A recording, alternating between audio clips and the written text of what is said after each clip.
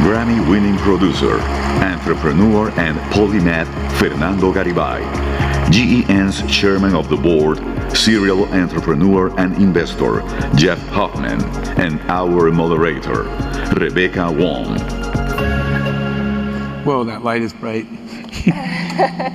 I am so delighted to have two of my dearest friends, also two of the what I would call iconic connectors within the world of entertainment. Fernando on my right, and then Jeff here on my left. I want to have a very honest discussion about what's happening in the world of entertainment. Everybody saw the initial reaction from Hollywood, strikes and fear and rejection of many of these technologies. And of course, now we are starting to see a more balanced view of the implications, repercussions, opportunities, and threats of AI in this space. I know the introduction will never be doing you justice, but Fernando is one of those incredible brains that can process it all. He's a scientist, he's a musician himself, but he also produced some of the A-lister artists that you all heard about, the Lady Gagas and Shakiras and Whitney Houstons, Enrique Iglesias, etc., using technology already in the 90s and 2000s, and now one of the main users and appliers of artificial intelligence in the world of music. But the reason why Fernando and I actually co-created this class of creativity at Stanford is that he has developed a very robust framework for creativity as a skill that you can teach, in which you can both use all of this experience that you have had with A-listers in developing pop songs, but also your own personal journey of a learner who has learned since birth, self-taught all your life. And now working a lot with governments and policymakers on how to institute some of these new opportunities at the country and region level. Jeff and I have known each other for, I want to say almost like 20 years. A long time. A long time. Similarly, Jeff does it all. He has absolutely no field or country he hasn't visited. But one thing I'll tell you, he's masterful at telling stories, and this is extremely important because as we face this uncertain era, how you tell the human stories of the experiences, as well as your own value proposition to the world, your own differentiation, the way we are irreplaceable in the world is going to be crucial. He's doubled in entertainment, has produced music, both Grammy winners, by the way. I feel very not accomplished in the middle between these two, sandwiched between two Grammy winners. But also has spoken all over the world, and I have to say in this crowd, of course, chairman of the board for Gen and one of our main ambassadors in the world. So let me start with Jeff, because you have a lot of connections to the music scene here in Puerto Rico. Tell us about those, and how do you personally see clusters that already have their positioning in the arts to either adapt, or continue leading with the adoption of technology moving forward? Well, sure. So specifically for a region like this, there are so many. Puerto Rico's already known for its long list of artists, right? And so it's produced so many successful and popular artists that have come from the island that people are already looking here. So the opportunity is people are expecting successful artists and good music to come off the island, which is a great opportunity. And all the technology that we're about to talk about just expedites the process of taking that music global, of exposing more people to more artists. And when you're already positioned and recognized as a place that produces good music, which Puerto Rico is, it just increases that opportunity. So tech is just going to make this bigger. I think it's exciting. This is an exciting moment for the island. And you have a lot of relationships and collaborations with artists. You have also produced Britney Spears and Justin Timberlake back in a few decades ago. Tell us more about how you are linked up to the music scene. Well, and film as well. Here's the thing in music, and it's much bigger than AI. It's just the intersection. That's why I got onto it, right? Exploring the intersection between tech and entertainment, since I work on both sides of that fence. And I'm just going to give you a quick example. It's not even AI.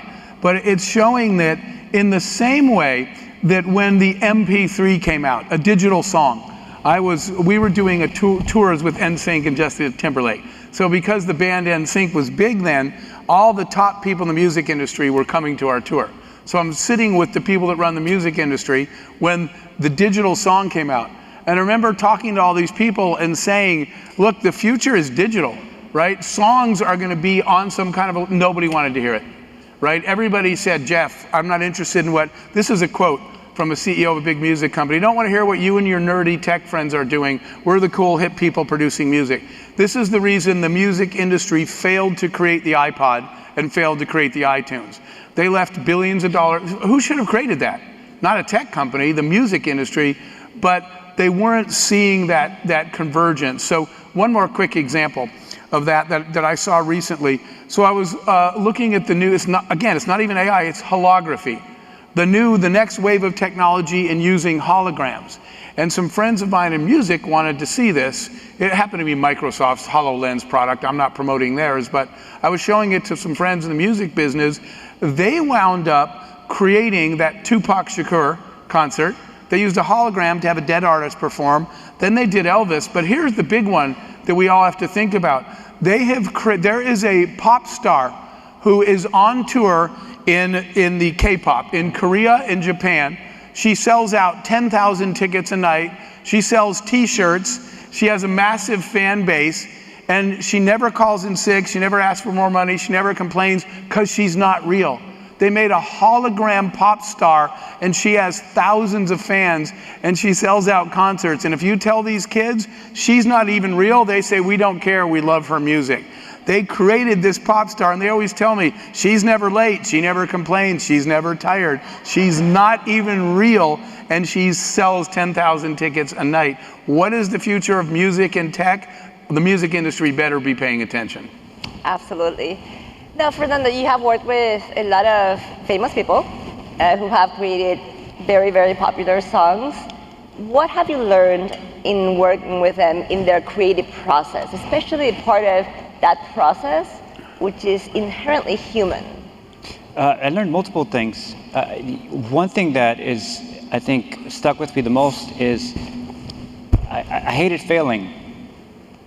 And so, further background, what I do is I'm a conduit for artists in which they can project themselves onto a creator that can articulate what they cannot put into words, what they can't put into music, or what they can't see in themselves. Specifically, when I get an A-list pop star sent to me from a major label, they ask me to collaborate and bring out the next cycle of their evolution of their brand through a pop song.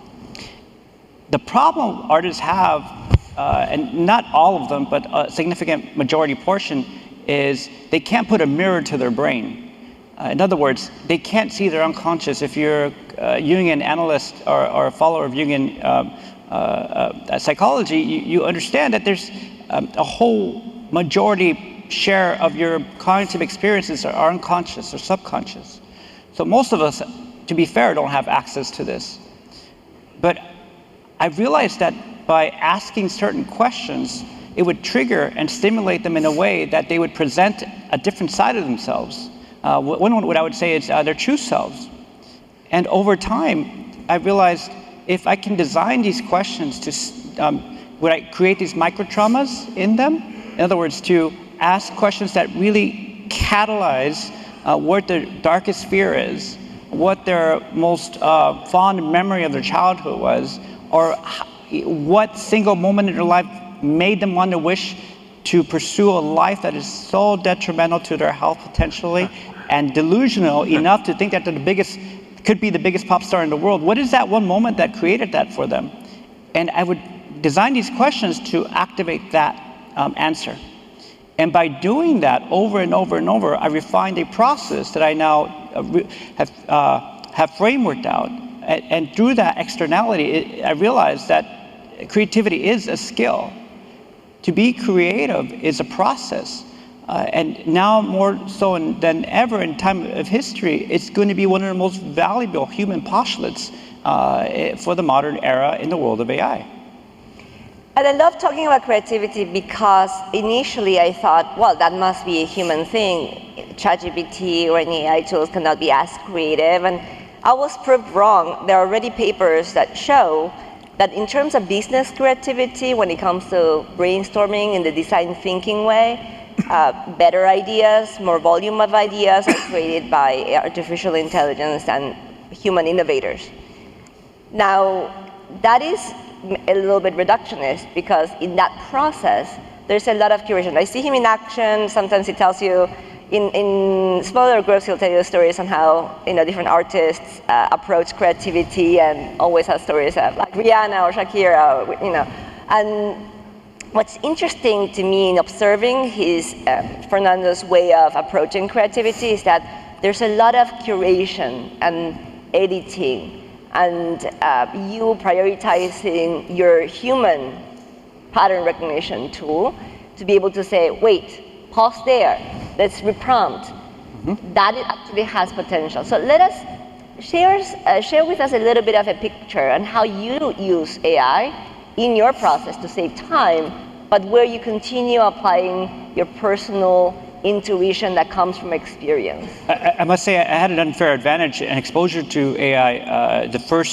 It wasn't 11 Labs, but a company very similar to 11 Labs approached Jimmy Iovine and Gaga's team, who then sent them to me to qualify them back in 2011. And they came to my studio and asked for access to some of my recordings, in specific of certain artists.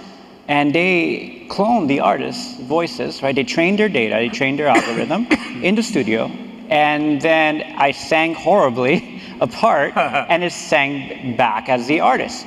And the technology they had back then, the algorithm maturity was already there.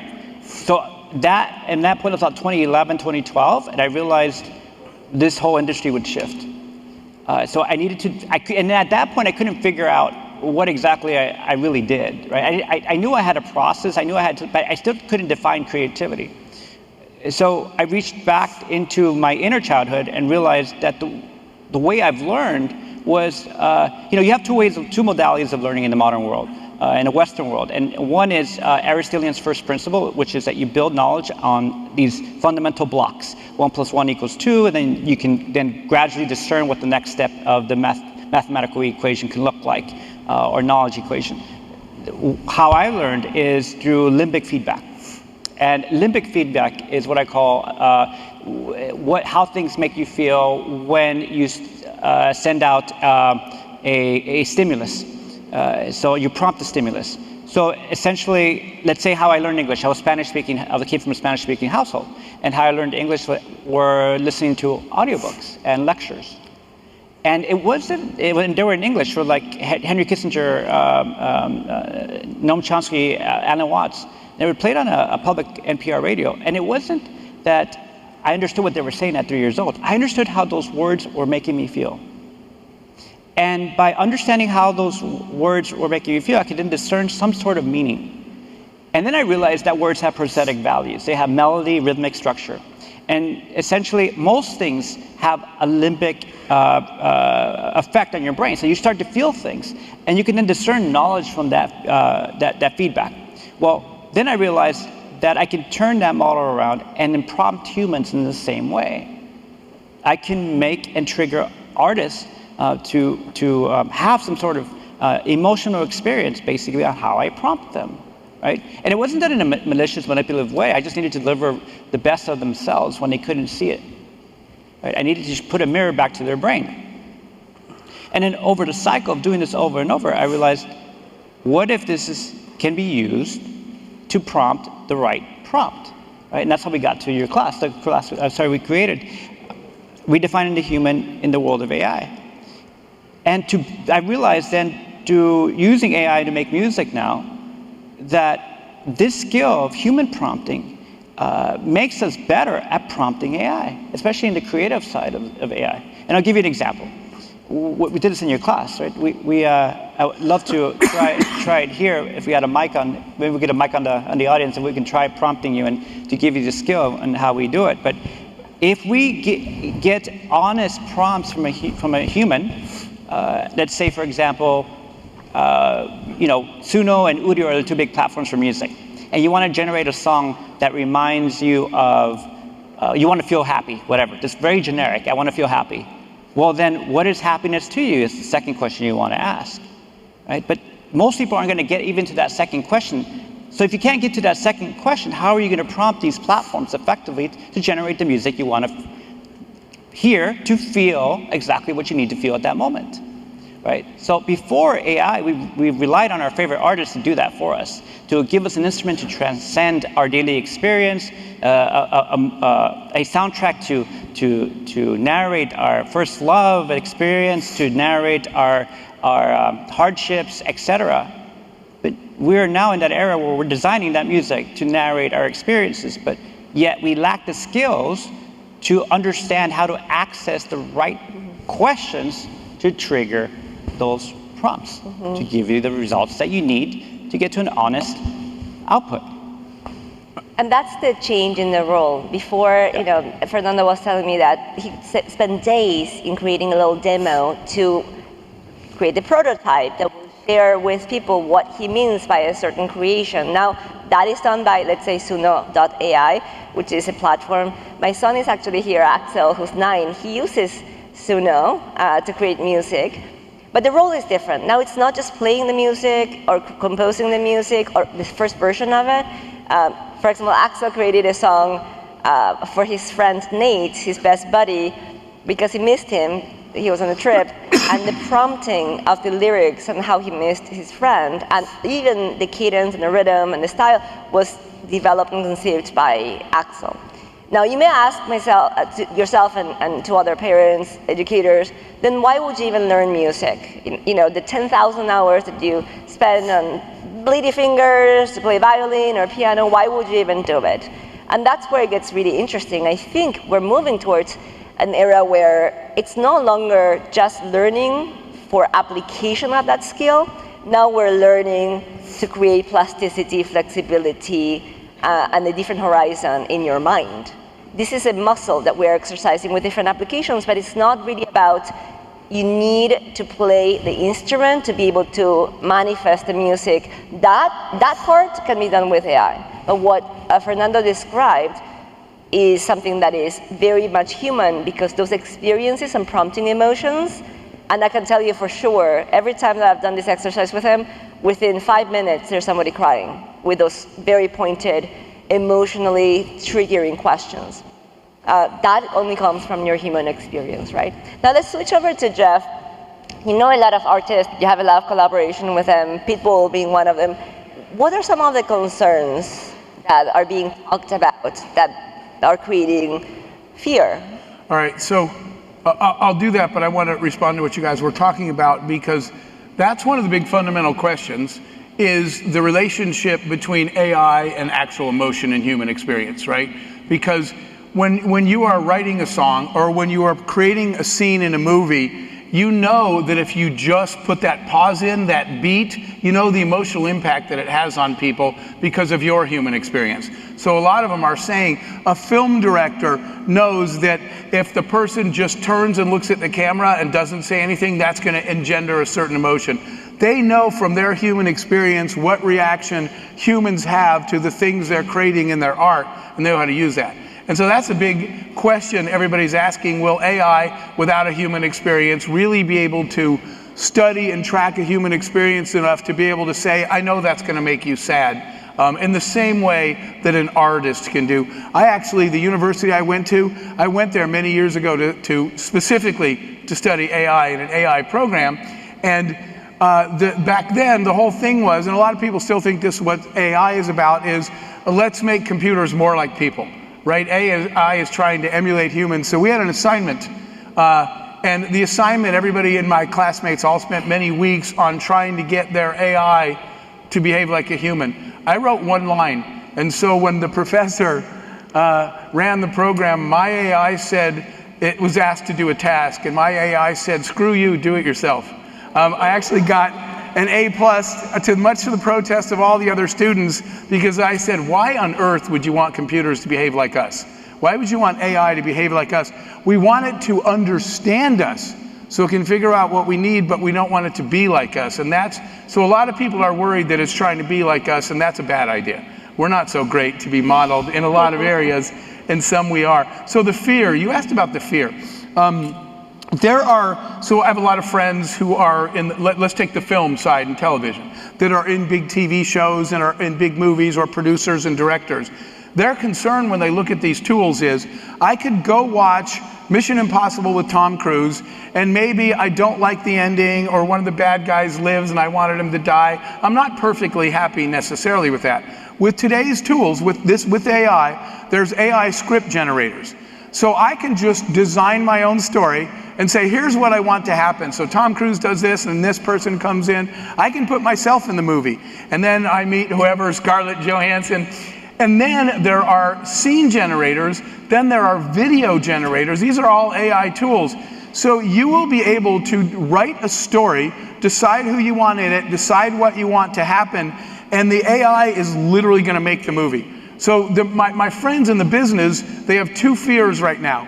Why would you go to a movie that someone else wrote and somebody else decided the ending, if you could actually write a movie of your own, put yourself in it, put your favorite actors, decide how it goes, and literally watch your own movie? Because that is what's coming. Those tools are much closer than you think. And then you already know, the other part of their fear of AI is, will they really need us, right? Everybody that's seen the original Tom Cruise deep fake, if you haven't, you should Google it.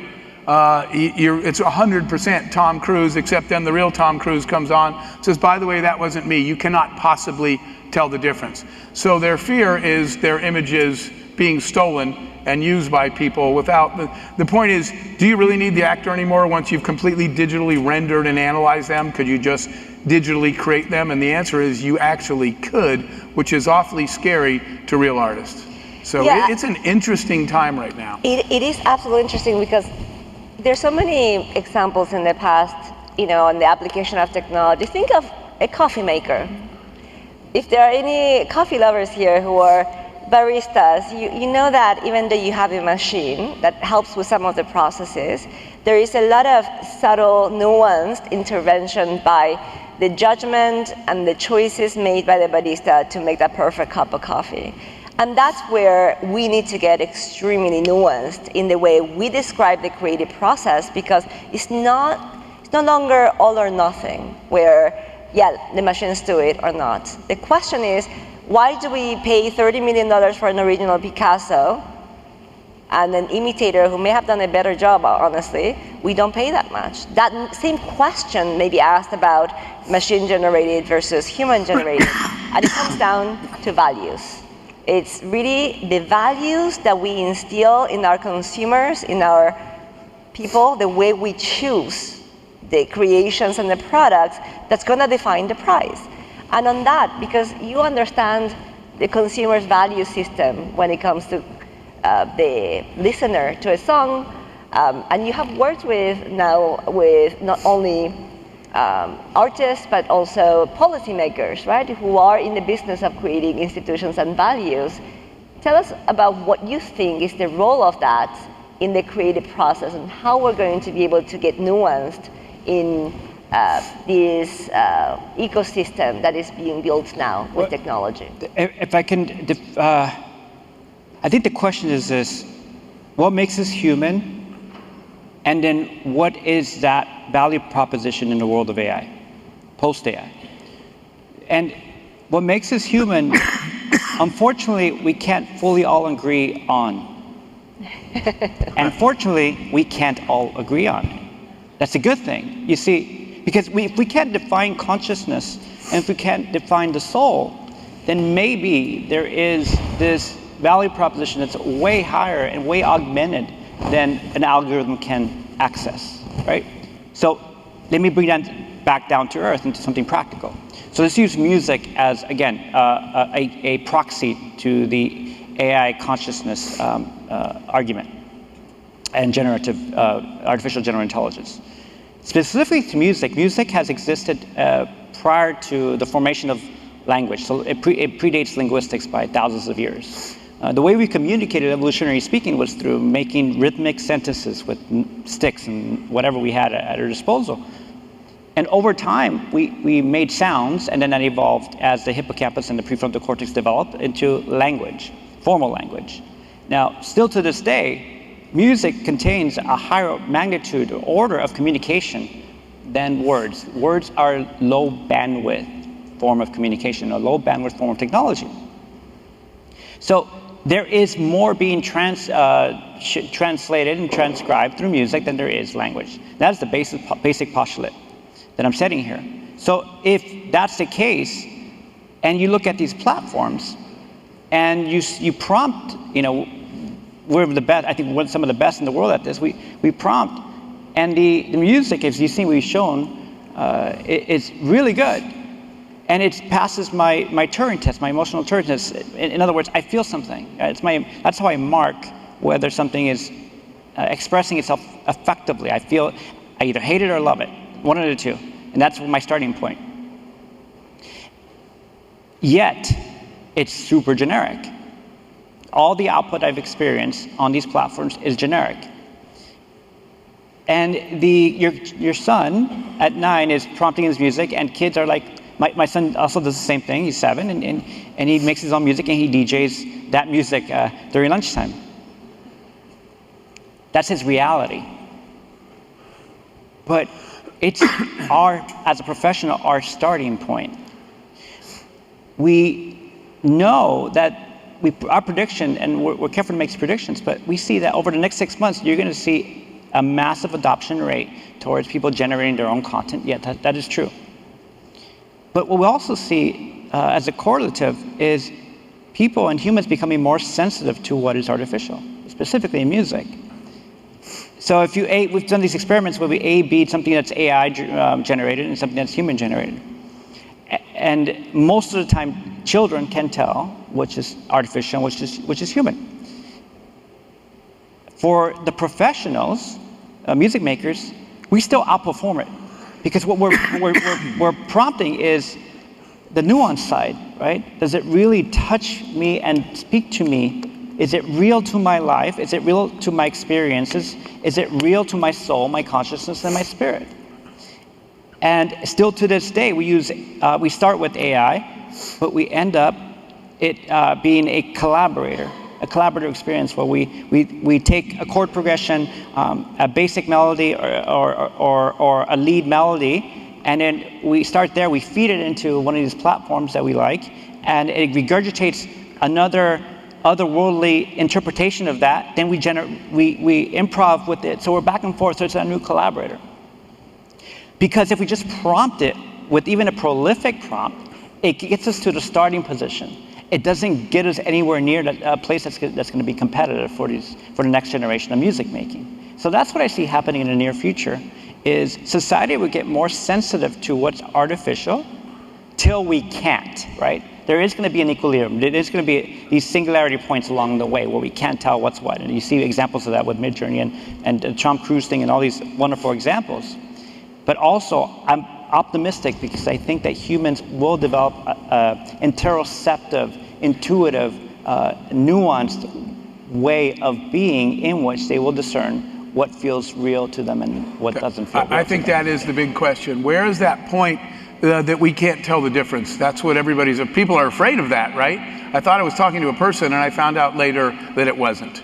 To you point of the Turing test. You both have sons. I think I'm going to create a holographic son and see how it performs against your guys' sons. Mine is right. Where's Axel?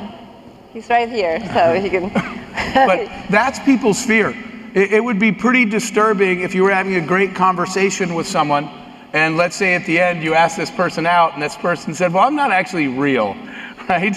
I'd love to go to dinner with you, except I'm not real. The same thing in our entertainment, except if I like the song, right, or I like the movie, am I really going to care whether a person directed it or wrote the song? I'm just going to care. I'm just putting that question out there. If it's a hit song and a person didn't write it, but I love the song, do I care? No one cares. Here's why. You think you care, but you don't. Because we're all invested into a hedonic experience, right? We want to enjoy and transcend in the moment of that content, right? That's a whole essence. There's a whole value postulate to why we was multiple, but this is one of them big ones. It's that we want to be entertained, right? So if you're entertained, then why do you care about? Well, I will actually gonna argue because you talked about feelings. What something makes me feel.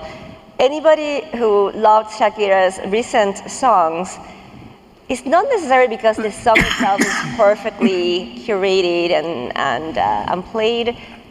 Any woman who can relate to another woman having experienced a heartbreak, a romantic heartbreak, where you're living next to your mother-in-law, that feeling of, I know what it feels like, that's where the connection happens, and that's what people are buying. Yes, but that's a narrative.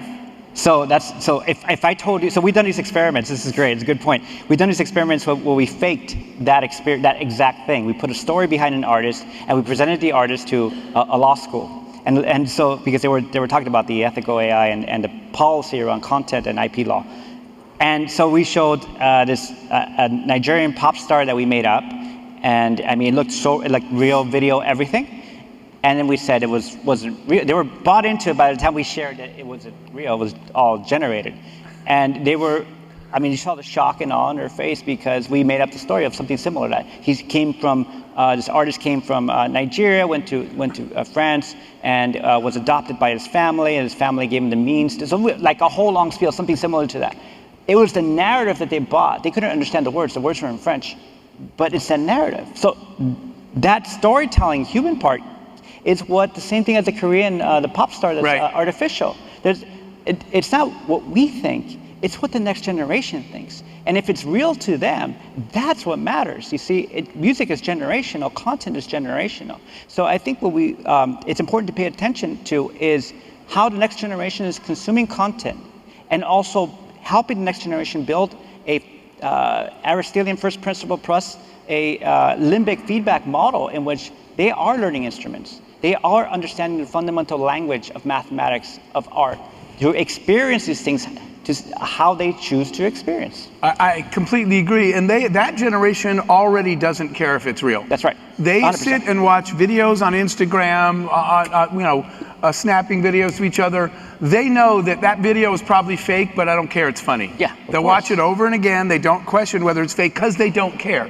They just want to be entertained. That generation is different, and they're going to be less upset that this song wasn't created by a human being than probably our generation. So let's talk about the interventions, because there is a here then agency that we are forgetting. We do have control over some of that narrative, right? Because the fact that there are diapers that cost 3 times more than actually better working functioning diapers in the market, and this new generation chooses to buy a more expensive, less functional product, is a matter of values and narrative. And so in creating these ecosystems, let's bring it back to entrepreneurship. Let's bring it back to how can we, as leaders in our ecosystems, have some editorial here and say, no, we want more humans, and we want humans to intervene still in a lot of these processes, and that my children actually want to know,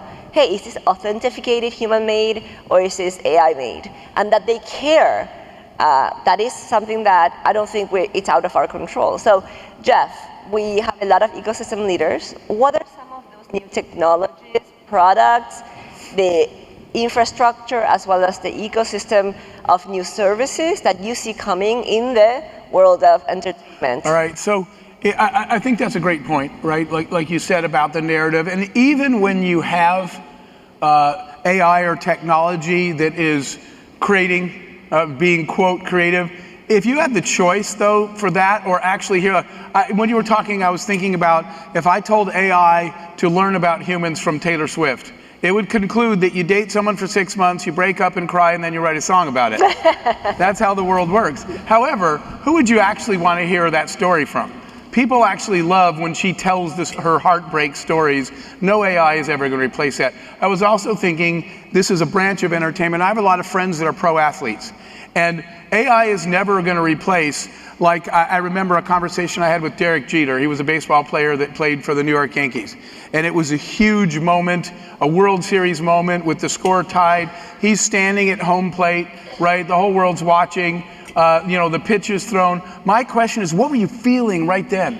right? The whole game's on the line, you're the pro, or asking Messi right as he came up to the ball and saw an empty net, and you knew this kick was going to win the World Cup. No AI is ever going to replace us actually sharing the human experience. I fundamentally believe that. If you can tell me what you felt right then, no computer or nothing else can. It can simulate a game where that event happens, but I can't ask it, how did you feel right then? And so what are the products? So the products, I think the technology, this is what I always tell people, that the key to success is every morning, I hate sleeping because while I'm asleep, someone out there created something cool and I missed it. Every time I go to sleep, something cool happened in the world and I slept through it. And I wake up and my first question is, what cool new thing just got birthed in the world that I need to know about? So the goal is to look every day, as much as you can, to look to see what new technological developments were created and see if you could be the first person to apply them to your industry. And so that list is everything. Obviously, it's AI. That's why I was studying holograms and holography. Microsoft's putting billions into that. That alone got me wondering what even is a hologram and how are we going to use it? It's the same thing, even though virtual reality didn't become what it was supposed to become yet, VR and augmented reality, basically every new technology, voice recognition, facial recognition, is another big one, right? My friends in the airline industry are looking at things that when you walk on the plane, the flight attendant will have glasses on and they'll say, oh, Rebecca, welcome. I already know you like, or they didn't even know who you were until you walked up, but they know everything about you the second you walked on the plane, so they can customize your flight experience. And that was facial recognition. So every new technology, you should be studying it and you should be asking yourself this, in my industry, how is that going to change it? And I think the entertainment industry, my worry is what happened in music. The tech industry is asking that question. The music industry or the entertainment, too many people are just afraid and they have their head in the sand and they're hoping it doesn't come. And that's, again, I'll use the same example. That's why the music industry lost billions by not creating electronic music. A tech company did.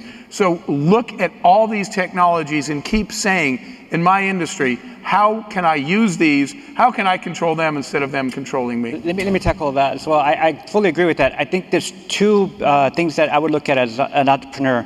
One is from neuroevolutionary perspective, we learn things by mirroring others. And we are looking for a constant role model to mirror.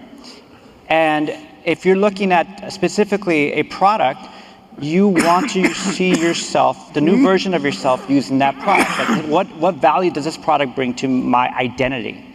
And then that second point to that is because the access to developing and sourcing products are, because of white labeling and the access point to those opportunities that anyone can develop a product or source a product, now it becomes a story game, right? It's a branding game.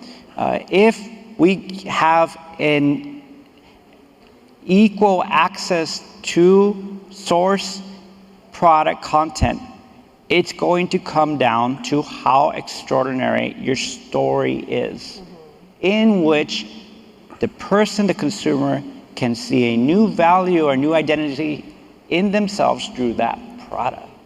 Storytelling still is the most powerful force in the universe, and it will always win. Yeah. Which is why I was saying, if AI ever figures out how to tell stories the way humans do, it's going to have some wins. Yeah, but definitely. Otherwise, we're still okay for now, because the only reason you consume entertainment is because the way it makes you feel and the places it takes you and the stories that it shares. So I agree. So on the record, humans care about other humans, let's put it that way, and then hopefully we'll continue caring that some of this creativity comes from humans. And that's the aspiration. And let's keep telling this story, because stories matter. And I'll tell you, I actually sat down with the creators of the original information revolution technologies, internet, the first search engine, the first iPhone, and I asked them what inspired you to create virtual reality, for example, the founder of Second Life.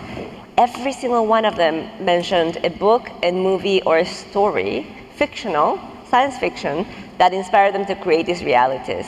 So I'm thinking, we should go back in time to the 60s and the 80s and change the stories we're telling people, because then instead of Terminators, we may have world peace. And we can start now, okay? We can start now. Let's tell the right story.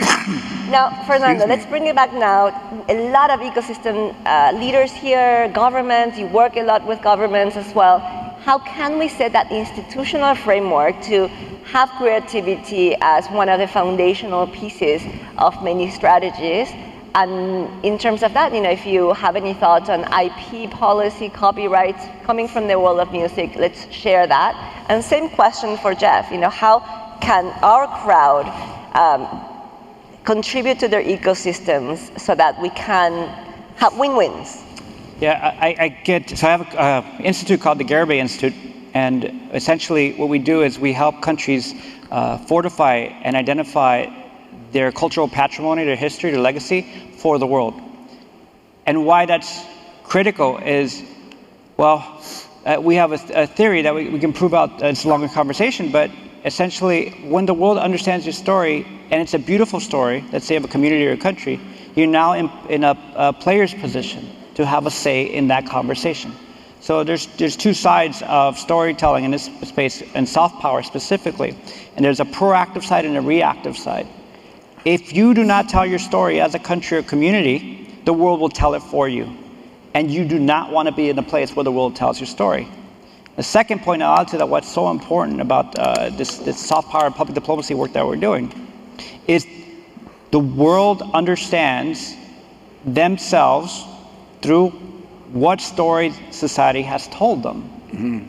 When you are able to break that mythological version of identity theory, then you can work towards becoming who you choose to become. Same thing for countries and cultures. So that's our work. Thank you so much. And I completely agree with you that the intersection, right, between entrepreneurship, tech, entertainment. We, by the way, literally just formed a new partnership backstage because of this event. That intersection and that ecosystem is important because the point I was making before, there's all these new technologies that are coming out all the time, every day, and you actually don't want your creative person to be too deep into worrying about how the tech works. You want them to create. That's right. Right? But if we only leave the tech in the hands of tech people, we won't have the same powerful forces that artists and right-brain people create. So the future is definitely in right-brain people and left-brain people, creatives and the tech people getting together and saying, what are the new tools? How do we deploy them? And how do we make this best for humanity? I think we absolutely have to work together to get there. Yeah, and my biggest recommendation is adopt the experience of learning these platforms, AI platforms, immediately, if you haven't, and your children and your loved ones. Because without access to that, it's no longer 10,000 hours to entry point to a new skill. It's 10 hours per platform to mastering these platforms, right, on average. I think we should share one last truth with them. Just so you guys know, Fernando's not real. We created him. Surprise! How did we do? Did you guys, was he believable? I'm real. I get that a lot, by the way. It's not the first time. My tech guys built him for this event. Yes. Surprise. I will need to be recharged with coffee soon. We have to actually stop now because his charge is low. Yeah, I'm going down. I'll leave you with just a couple of final thoughts. One, humans and art is about experiences. Machines are good at data. So that's a very clear distinction. And if you want to be good at something human, focus on the experiences. Data-focused activities will be replaceable. And on that note, one of the biggest, best pieces of advice I've heard in how to be leader in anything you do was the statement, to be great, you have to be bad. And I tell that to my kids, and they're like, see, we're bad all the time. We want to be great. We're making mistakes. Well, that could be failure, and iteration is part of it. But it really means what Apple did. Apple decided that it didn't have to win every battle in terms of computing power, level of compatibility with accessories. It was just focusing on being bad in a number of things, but great in the one aspect of their business, which was design and user interface and experience that they could excel at. So as humans, let's do the same. in stuff that we're bad at or not as great as, let's leave it to the machines. Let them do the negocio, no, not the ocio.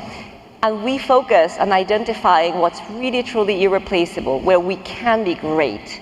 And that's where we will put all of our efforts so that we can continue having this human creativity as part of our existence. Thank you so much for participating in this. Thank you. That's great. Thank you. Thank you.